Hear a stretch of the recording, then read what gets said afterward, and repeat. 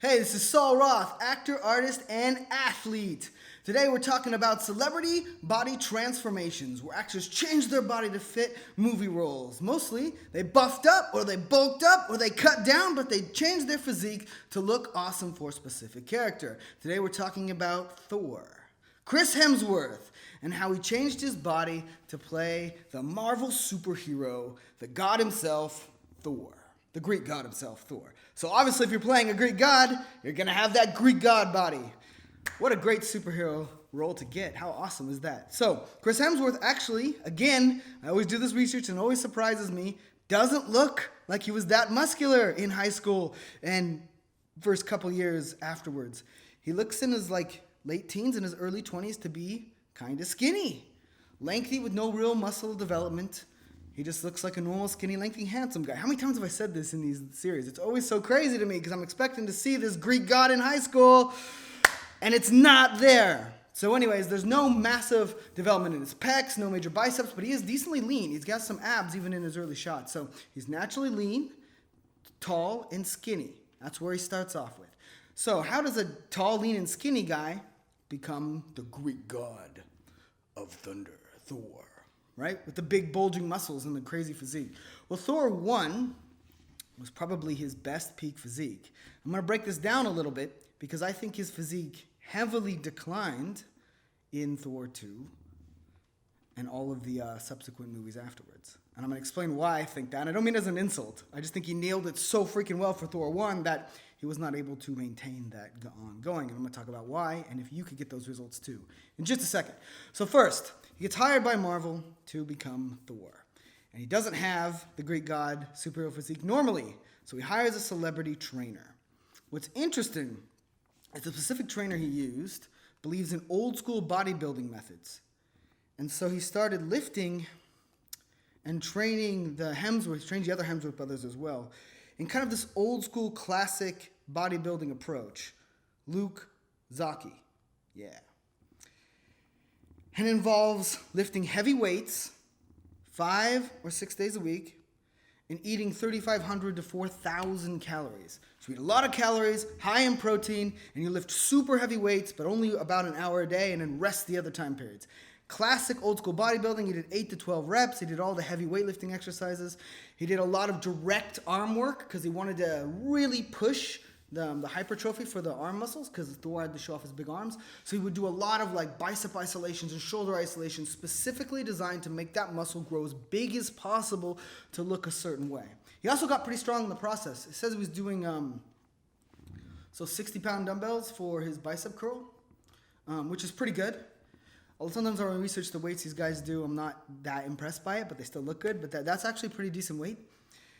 And he was pumping through this old school bodybuilding workout. Now, what would happen if you did that exact workout? So it took him 3 to 6 months. 6 months later, let's just say I always give the 3 to 6 months, but I think it's more like 6 to 8. So we'll do the 6 to 8 method. So 6 months, and boom, he looked like Thor and looked freaking amazing in the movie. Now, if you look at how much muscle he packed on in those 6 months to a year, depending on the time frame you're using, from when he first started to bulk up for the movie and what he originally looked like, it's some ridiculously large amount of muscle to put on, like 30 pounds or something. So here's to break it to you. 30 pounds of muscle is about the most amount of muscle you'll put on if it's lean. He's lean as hell in Thor 1 in an entire lifetime. So, would the workout work for you at home? Yes. Did he do a good job being Thor? Awesome. I actually think Thor 1 is probably my favorite superhero body. Not superhero transformation story or acting celebrity body transformation stories. That goes to Hugh Jackman for me because he did so much with what I consider subpar genetics. Hemsworth has good genetics. Chris Hemsworth has pretty good genetics, great muscle bellies and stuff, but I don't think he would be able to put on that level of mass naturally. So I think he did an old school bodybuilding routine. I think he worked his fucking ass off and took steroids. I do. That's what I think he did. And then that allowed him, specifically for Thor 1, to get huge with these big, nice, round muscle bellies. He looks really, really good. And he still has great ab definition for how much size he packed on for that movie. And he nailed it. I think it looks amazing. I give him 10 out of 10 for that. I think it's an absolute perfect embodiment of Thor. I couldn't imagine Thor looking much better than that, right? It really, really nailed it. So I think that was super cool. The reason why I mentioned the steroid thing, and I'm not hating, I don't care what someone does, I just want to analyze if that would work for you at home. So I think the workout would work for you at home. I think you'd pack on a bunch of muscle.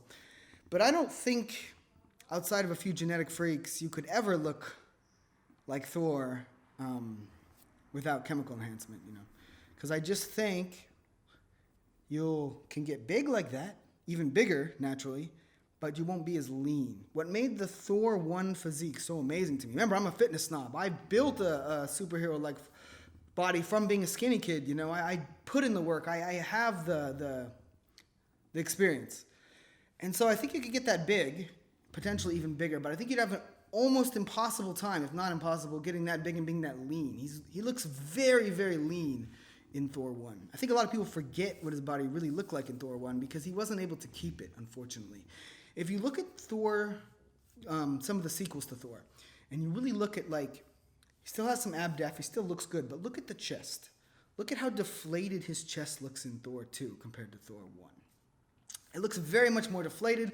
The muscle bellies and the roundness and fullness of his muscles is less. He looks a lot less good. And I'm sure I'm sure he isn't working out less hard.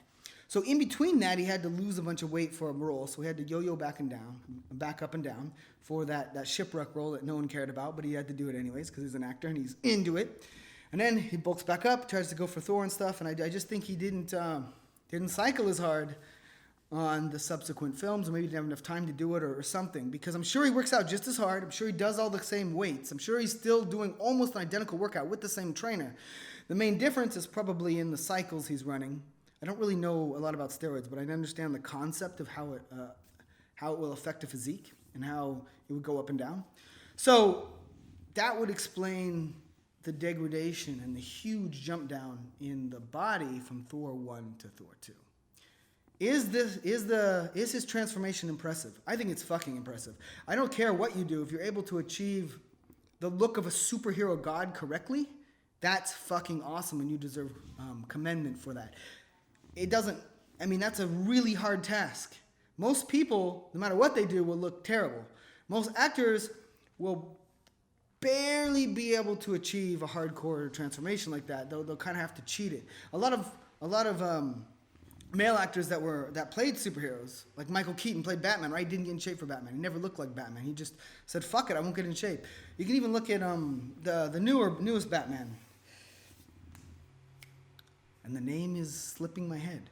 But anyways, he didn't want to get in shape for it. So it's not uncommon for actors to either fail at the transformations or not refuse to do it at all and not do that good of a job. So to see Chris take it from skinny, lanky, handsome guy to really bulked up great god. His proportions are fucking phenomenal in Thor 1. People forget how full his muscles really look in there. And then, of course, he wasn't able to keep all of it. He has massive degradation in his physique. His chest looks flat, almost like deflated compared to Thor 1. And his body looks way worse, but of course he's already Thor. It doesn't really matter. He still looks good. And to someone who doesn't have that picky fitness side, I bet you a lot of people didn't even notice that. So overall, very impressive. It looks like he ate a lot of protein, high calories, heavy weightlifting, bulked up, and probably cut right before the scenes. It looks like his trainer uses old school bodybuilding methods, which have been tried and true and have worked since the 70s. And so I think it would work for you. I think it was a fantastic transformation. But I do think his transformation to Thor 1 probably used some special sauce, but that doesn't make the transformation any less impressive. Overall, I rate this in the middle of how cool I think it is, because I think he did have pretty awesome genetics to begin with, so he wasn't quite as awesome as the transformation for Hugh Jackman as Wolverine, because holy shit did he do a lot with very little. But a great transformation nonetheless. This is Sol Roth. Like this video and subscribe. If you'd like to see me cover a different actor or celebrity, leave it in the comments and I'll do it.